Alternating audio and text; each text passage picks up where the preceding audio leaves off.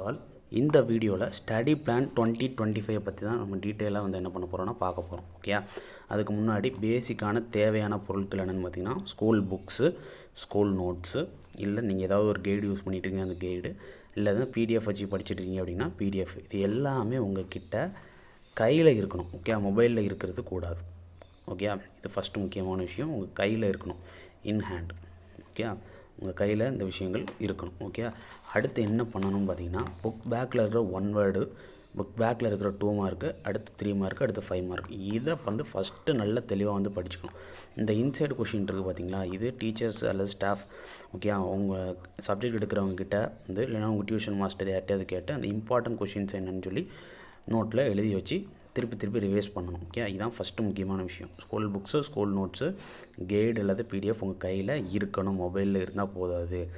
அடுத்து book back 1 mark, book back 2 mark, book back 3 mark, book back 5 mark, இந்த கொஷின்ஸை first நல்லா படிச்சிருக்கணும். இன்சைடில் எந்தெந்த ஏரியாஸ்லேருந்துலாம் கொஷின் கேட்டுக்கிட்டு இருக்காங்க அப்படிங்கிறது உங்கள் ஸ்டாஃப் கிட்ட கேட்டு அந்த இம்பார்ட்டனை ஃபுல்லாக நோட் பண்ணி வச்சுக்கோங்க. ரெண்டாவது, கொஷின் பேப்பர் கலெக்ஷன் ஒரு முக்கியமான ரோல் வகிக்குது. ஓகே, ஏன்னா எப்படி கொஷின்ஸ் கேட்குறாங்க அப்படிங்கிறது நம்ம சில கொஷின் நம்ம படிச்சுட்டு போயிருப்போம், ஆனால் எக்ஸாமில் இந்த கொஷின்னா அந்த கொஷின் நமக்கு தெரியாது. அதனால் கொஷின் பேப்பர் இதுக்கு முன்னாடி எப்படி கேட்டிருக்காங்கன்னு தெரியணும். ஓகே, அதுக்கு நடப்பு கடன் இப்போ நடக்கிற பேட்டர்ன் எப்படின்னு பார்க்கணும். ஓகே, 2025 ஃபஸ்ட்டு மிட்டம் உள்ள கொஸ்டின், குவார்ட்டர்லியில் உள்ள கொஸ்டின், செகண்ட் மிட்டம் உள்ள கொஸ்டின், ஹாஃப் இயர்லியில் உள்ள கொஸ்டின், தேர்டு மிட்டம் ரிவிஷன் 1, 2, 3 ஸ்கூலில் நடத்தியிருப்பாங்க. ஓகே, இது கவர்மெண்ட் ஸ்கூலை பொறுத்த வரைக்கும் இந்த கொஸ்டின்ஸ் இருக்கும். ப்ரைவேட் ஸ்கூல்ஸை பொறுத்த வரைக்கும் பார்த்திங்கன்னா அந்த கிளாஸ் டெஸ்ட் கொஸ்டின் பேப்பர்ஸும் யூஸ்ஃபுல்லாக இருக்கும். யூனிட் டெஸ்ட்டு, டெய்லி டெஸ்ட்டு அப்படின்னு சொல்லி நிறைய வச்சுருப்பாங்க. அதை யூஸ் பண்ணி ஃபஸ்ட்டு எடுத்து வச்சுக்கோங்க. ஓகே, அது எல்லாமே இன் ஹேண்டில் உங்கள் கையில் இருக்கணும்.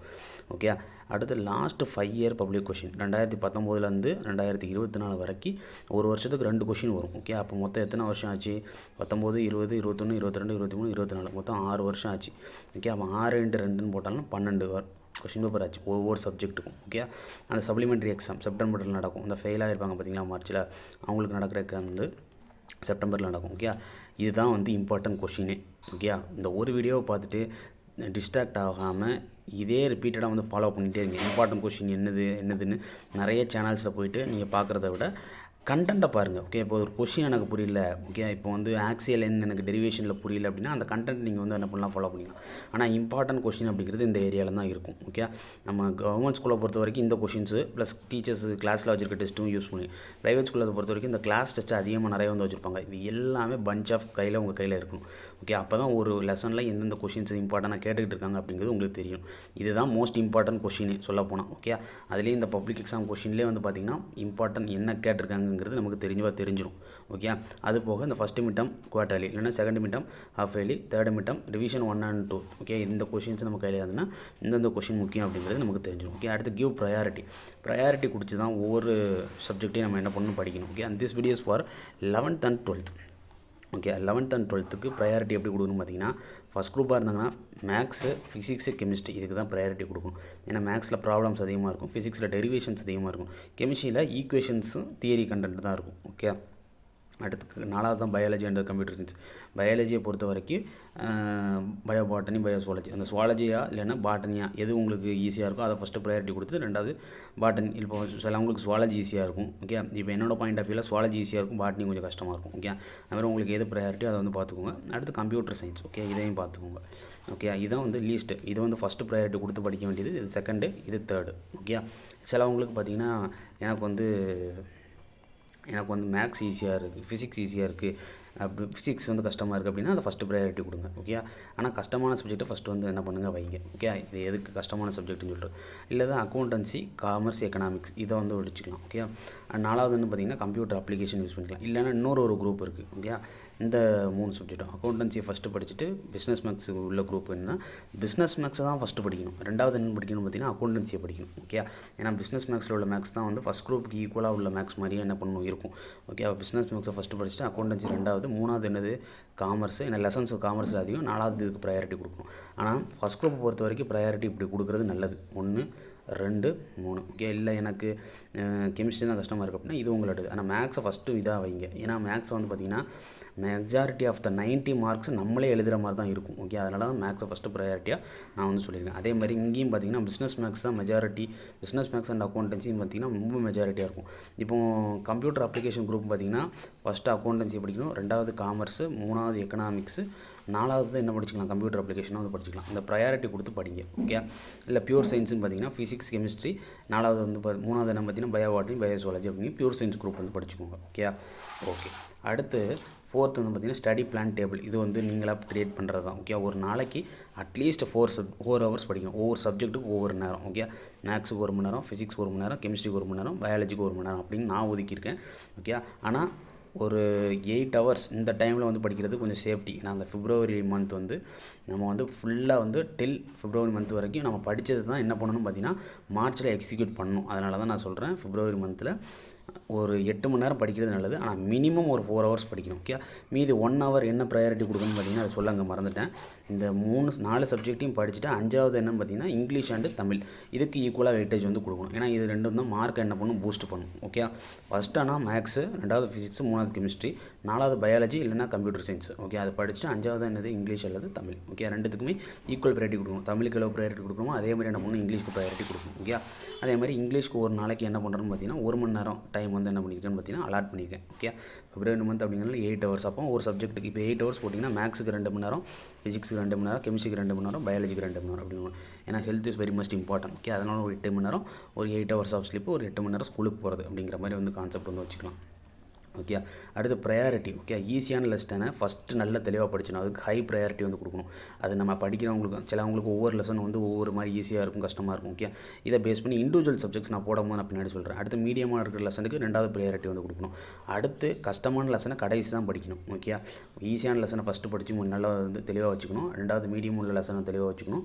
3வது கஷ்டமாக உள்ள லெசனை தெளிவாக வச்சுக்கணும். அடுத்து எழுதி பார்த்து படிக்க வேண்டிய விஷயங்கள் என்ன பார்த்தீங்கன்னா மேக்ஸ் ப்ராப்ளம்ஸ் பார்த்தா போதாது, எழுதி பார்த்து படிக்கணும். அடுத்து ஃபிசிக்ஸ் டெரிவேஷன் ப்ளஸ் ப்ராப்ளம்ஸையும் செஞ்சு பார்த்து படிக்கணும். ஓகே, கொஷின்லேருந்து டேட்டா எப்படி எடுக்கணுங்கிறது தெரியணும், அந்த வேரியபிள்ஸ் எப்படி எடுக்கணுங்கிறது தெரியணும். அதை எடுத்து செஞ்சு பார்த்தா தான் புரியும். ஓகே, அந்த யூனிட்ஸ் இப்போ ஃப்ரீக்வன்சி அப்படின்னா அதுக்கு ஹெட்ஸ்ன்னு தெரியணும், இப்போ வேவ் லென்த் அப்படின்னா அதுக்கு மீட்டர் அப்படிங்கிறது தெரியணும். ஆம்ஸ்ட்ராங்கில் இருந்தால் மீட்டருக்கு எப்படி மாற்றணும், இந்த யூனிட் கன்வர்ஷன்ஸ் அதெல்லாம் தெளிவாக தெரிஞ்சிருக்கும். அடுத்து கெமிஸ்ட்ரியை பொறுத்த வரைக்கும் ஈக்குவேஷன்ஸை எழுதி தான் படிக்கணும். ஓகே, ப்ராப்ளம்ஸை செஞ்சு பார்த்து தான் ஆகணும். மீதி தியரி கண்டக்டான நீங்கள் எழுதி பார்க்க வேண்டாம். ஆனால் இந்த 3 விஷயத்தையும் நீங்கள் எழுதி படிக்கிறது நல்லது. அக்கௌண்டன்சியை பொறுத்த வரைக்கும் ஃபார்மெட்ஸை எழுதிக்கணும். ஓகே, ஃபார்மெட் எழுதி படிக்கணும். ஒவ்வொரு மாடலில் ஒரு கண்டிப்பாக ஒரு 3 சம்மாவது என்ன பண்ணிக்கணும், செஞ்சு பார்க்குறது நல்லது. அக்கௌண்டன்சியை பொறுத்த வரைக்கும் பிஎம்மும் அதே மாதிரி தான், அந்த மேக்ஸில் நான் சொன்ன மாதிரி அதே கான்செப்ட் தான். ஓகே, செஞ்சு பார்த்து படிக்கிறது தான் பிஸ்னஸ் மேக்ஸுக்கும் ஈஸி. ஓகே, அடுத்து 7வது முக்கியமான விஷயம் repeat, revise, regular. Okay, repeat பண்ணிகிட்டே இருக்கணும், ரிவைஸ் பண்ணிகிட்டே இருக்கணும், ரெகுலராக கன்சிஸ்டன்சியாக என்ன பண்ண முடியும், படிச்சுட்டே இருக்கணும். இப்போ இன்றைக்கி படிக்கணும் அப்படின்னா மேத்து படித்தது இன்றைக்கி ரிமெம்பர் பண்ணணும். ஓகே, அதே மாதிரி நாளைக்கு படிக்கிறது அப்படின்னா இந்த 2 நாள் படித்ததே என்ன பண்ணணும், ரிவைஸ் பண்ணணும். ஓகே, இதுதான் சொல்கிறேன். இன்றைக்கி படித்தோம் அப்படின்னா ப்ரீவியஸாக படித்ததை வந்து பாஸ்ட் உள்ளதை வந்து ஒரு ரீகால் பண்ணுறது ஒரு சேஃப்டி. என்ன புதுசாக படிக்க போனாலும் ஒரு 10 நிமிஷம் ஒரு அளவுக்கு அப்படியே கிளான்ஸ் மாதிரி என்ன பண்ணணும், ரீகால் பண்ணிவிட்டு போனால் நமக்கு ஒரு சேஃப்டியாக இருக்கும். ஓகே, அடுத்து முக்கியமான இண்டிவிஜுவல் சப்ஜெக்ட்ஸான ஸ்டடி பிளான் வீடியோஸ் நான் போடுறேன். மேக்ஸ் எப்படி ப்ரிப்பேர் பண்ணணும், ஃபிசிக்ஸ் எப்படி ப்ரிப்பேர் பண்ணணும், கெமிஸ்ட்ரி எப்படி ப்ரிப்பேர் பண்ணணும், அக்கௌண்டன்சி எப்படி ப்ரிப்பேர் பண்ணணும், காமர்ஸ், பிஸ்னஸ் மேக்ஸ், எக்கனாமிக்ஸ் எல்லா சப்ஜெக்ட்டுக்கும் தனித்தனியாக வந்து நான் போடுறேன். ஓகே, இதுக்கு முன்னாடி நீங்கள் அந்த மாதிரி study older topics as you study year notes. Okay, நோட்ஸை வந்து ப்ரிசைஸாக வந்து வச்சுக்கணும். இப்போ ஒரு கைடு நான் ஃபாலோ பண்ணுறேன்னு வச்சுக்கோங்களேன். இப்போ இந்த புக்கை நான் ஃபாலோ பண்ணுறேன். ஓகே, அந்த புக்கை நான் ஃபாலோ பண்ணுறேன்னா இந்த புக்கில் ஒரு 5 லெசன் படிச்சிருக்கேன்னா 6வது லெசன்லேருந்து நான் வேறு பிடிஎஃப் படிக்கிறேன். மொதல் 5 லெசன் இந்த பிடிஎஃப்லேருந்து தான் என்ன பண்ணணும், நான் படிக்கணும். ஏன்னா இதே தான் திருப்பி நான் படிச்சுட்டே இருக்கணும். அந்த மொதல் 5 லெசனில் சில கொஷின் வேணால் வெளியில் படிக்கலாம். ஆனால் இந்த கொஷினை காட்டலாம் அந்த கொஷின் ஈஸியாக இருக்குன்னு படிக்கக்கூடாது.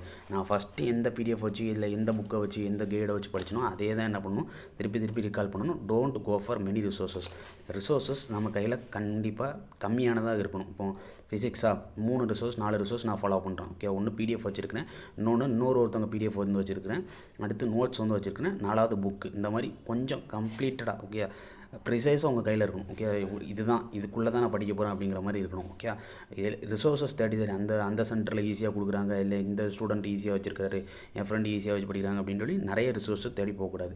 இருக்கிற லிமிட்டட் சோர்ஸ் ஆஃப் ரிசோர்ஸை வச்சு யூஸ் பண்ணி மேக்ஸிமம் எஃபோர்ட்டை வந்து நம்ம போடுறதுக்கு ட்ரை பண்ணணும்.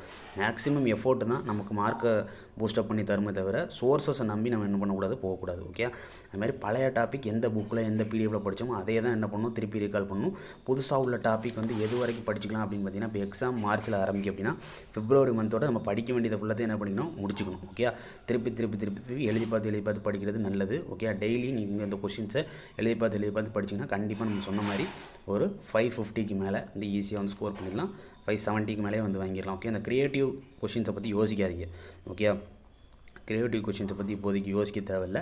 எக்ஸாம் அப்போ வந்து பார்த்தீங்கன்னா இதுக்கு முன்னாடி என்ன க்ரியேட்டிவ் கேட்டிருக்காங்க அப்படிங்கிறது உங்கள் ஸ்டாஃப் கிட்ட கேட்டு அந்தந்த ஏரியாவில் மட்டும் க்ரியேட்டிவாக கொஞ்சம் நல்லா பார்த்துக்கோங்க. அந்த க்ரியேட்டிவ் கொஷின் என்ன பார்த்தீங்கன்னா அது கடல் மாதிரி நம்ம பார்த்தோன்னா போய்கிட்டே இருக்கும். அதனால் க்ரியேட்டிவ் கொஷின் யூஸ் பண்ண டைம் வேஸ்ட் பண்ணுறதுக்கு பதிலாக இருக்கிற கொஷின்ஸு, இருக்கிற தியரி கண்டென்ட்டு, இன்சைடு கொஷின்னு அதுக்கு மேக்ஸிமம் எஃபோர்ட்டை போட்டு முடிவீங்க. ஓகே, அதுதான் சொன்ன மாதிரி தான் ஓல்டர் டாபிக்ஸ் எந்த இதில் படிச்சிங்களோ அதே இதில் படிங்க. Don't go for many resources. Okay, resources நம்ம கையில் காம்பேக்டாக வந்து இருக்கணும். ஓகே.